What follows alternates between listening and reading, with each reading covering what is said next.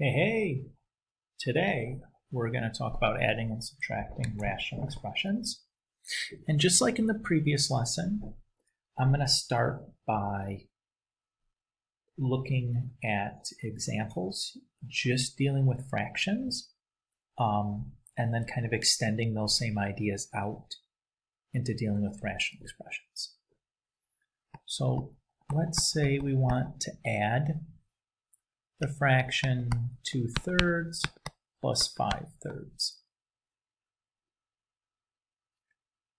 So we'll notice to add fractions we have to have a common denominator. In this case we already have a common denominator. That common denominator is 3. So to add fractions we add the numerators, but the common denominator stays the same. Let's look at a slightly more complicated example. So we'll do 7/12 minus 11/30. So here it's going to be really important that we find the least common denominator and not just any common denominator. Now when dealing with just regular fractions, it's not that big of a deal if you don't find the least common denominator. You'll just have a little bit more reducing to do at the end, but reducing a fraction isn't that big of a deal. Now if you don't find the least common denominator when dealing with rational expressions, you're going to be in for a load of pain, because you could end up with a degree 3 or 4 or 5 polynomial that you have to try to factor to reduce. That just might be just a boatload of work. Whereas if you find the least common denominator there, the odds of having any reducing to do are going to be significantly less, and the reducing you'll have to do will be considerably easier. So let's talk about how we find a least common denominator. So the way you'd want to start is by doing a factorization of the numerator and denominator.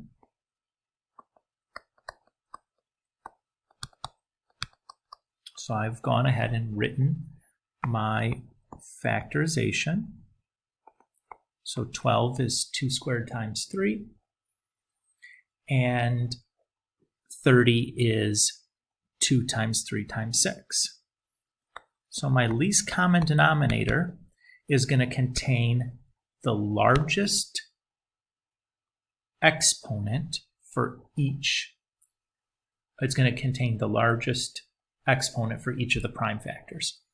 So I have a 2 squared and a 2. So I want the 2 squared. I have a 3 and a 3. Well, they're just both 3s, so they're both 3 to the first. I'll just take the 3 to the first. And then I have just the 5. So we'll have just the 5. So that should be my least common denominator.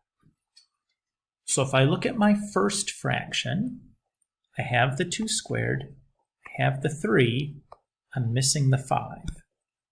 So to make the common denominator, I'm going to multiply the top and bottom of that first fraction by 5/5. If I look at the second fraction, I have the 5, I have the 3, but I'm missing one of the 2's for the 2 squared. So I'm going to multiply the top and bottom of that fraction by 2/2 to give me my 2 squared. So if I do that, I have 5 times 7, or 35, minus 2 times 11, or 22, over my least common denominator, which I'm just going to write in the factored form there. So 35 minus 23 is 13. And 13 is already prime, so there's no reducing I can do. So I'm just going to leave my answer kind of in this factored form. If you'd like, you could multiply that all back out, but you don't need to do that. You certainly don't need to do that for in adding and subtracting of rational expressions problem. So let's start looking at some examples of these. So let's say we have 2x over x plus 6 minus x plus 1 over x plus 6.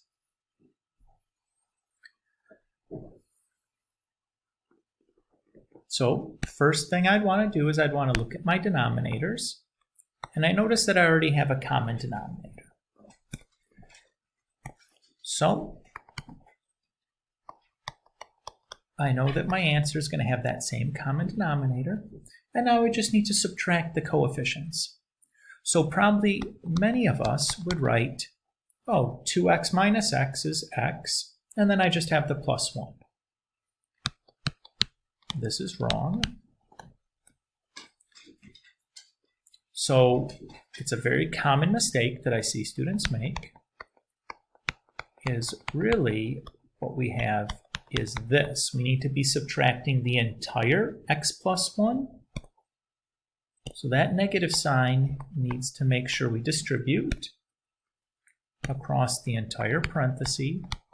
So really what I should have is 2x minus x minus 1, or x minus 1 over x plus 6. Notice here the difference. And that's a very, very common mistake that students make in subtraction. So I wanted to make sure that we saw that, because it's one that I promise you, if you're not being careful about, it's very, very easy to make that mistake, and I'd really like you to avoid doing that. Let's do another example. So let's say we have 7 over 9x squared plus x over 3x squared plus 3x. So my first step is going to be to do a prime factorization for the numerator and the denominator. So 9 is 3 squared, since that's just a monomial. And then 3x squared plus 3x, I can factor out a 3x, and I'm left with x plus 1. So if I sit here and look at my least common denominator, I see I have 3 distinct prime factors. I have powers of 3, I have powers of x, and then I have an x plus 1. The largest power on my 3's is to the second.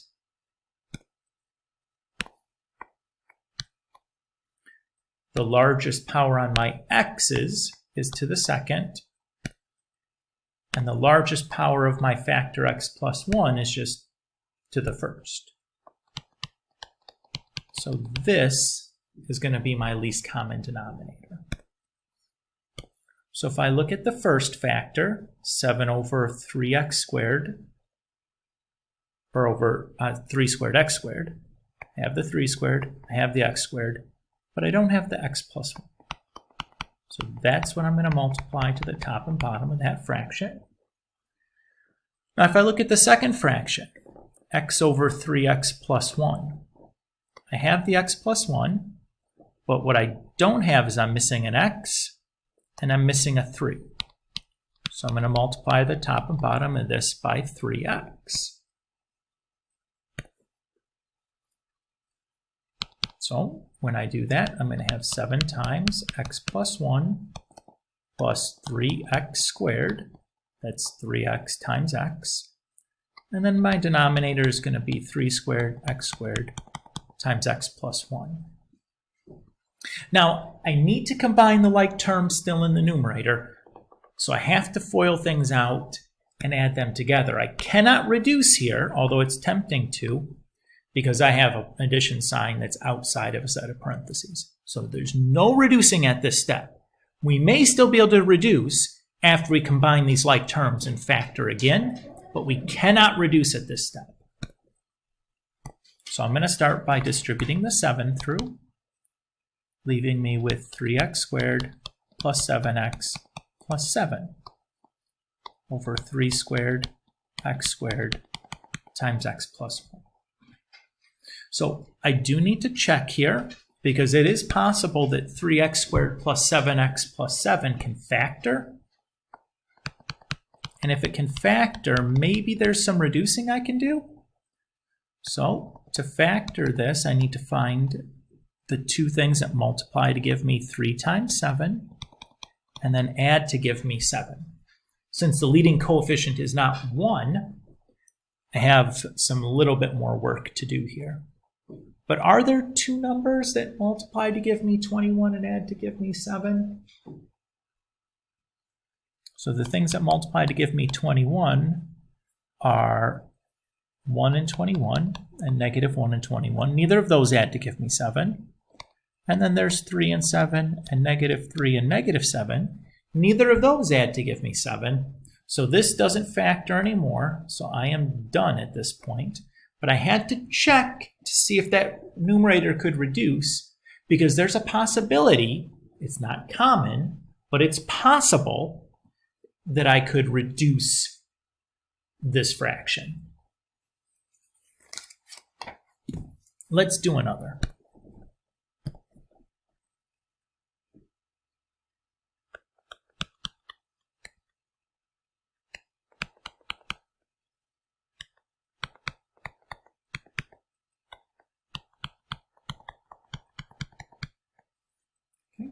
So let's say we have x plus 2 over 2x minus 2 minus negative 2x minus 1 over x squared minus 4x plus 3.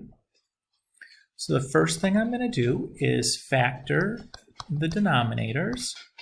So if I look at 2x minus 2, there's a greatest common factor of 2. And then if I look at x squared minus 4x plus 3, I just need to find two things that multiply to give me positive 3 and add to give me negative 4. That would be negative 3 and negative 1.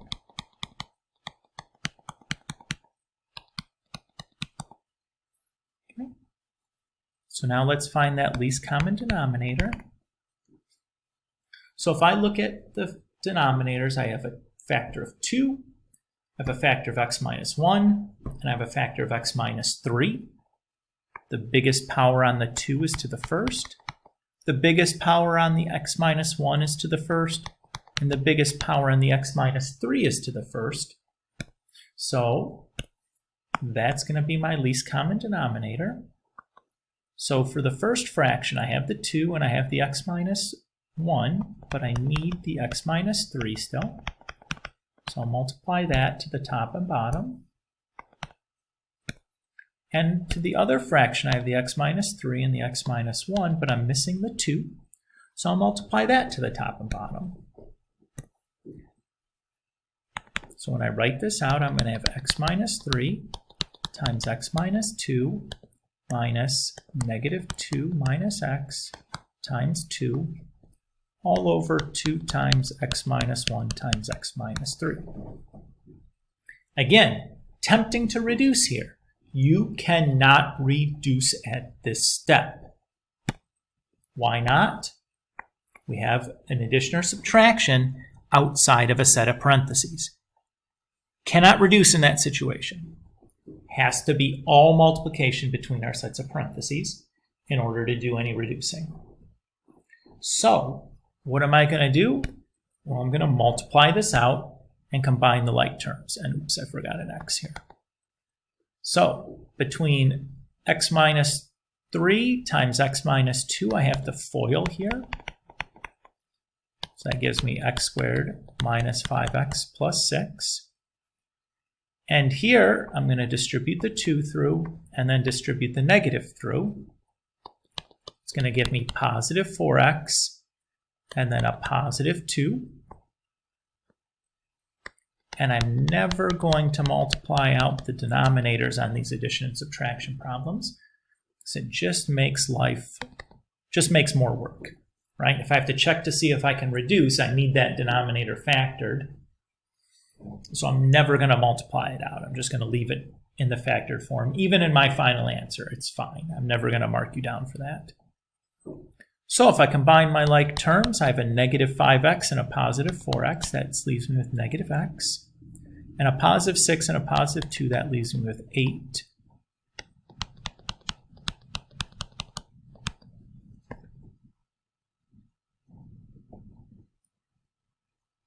Oh no, folks. I've noticed that I made a little bit of an error. So it was a dumb error. Right here, the problem was x plus 2. And when I recopied it, it turned into a minus 2. So I'm going to change that back to plus 2. What that means is this number is going to be a minus, and that 1, and that number is going to be a minus 6. And so when I combine my like terms here, this is going to be plus 3x, and this is going to be minus 4.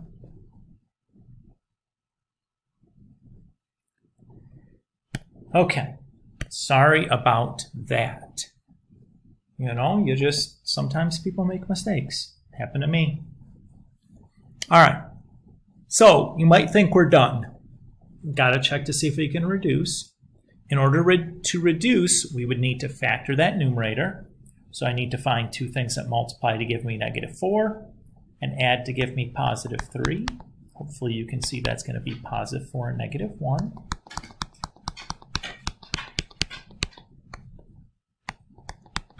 And now if you look, we notice that there is some reducing we can do.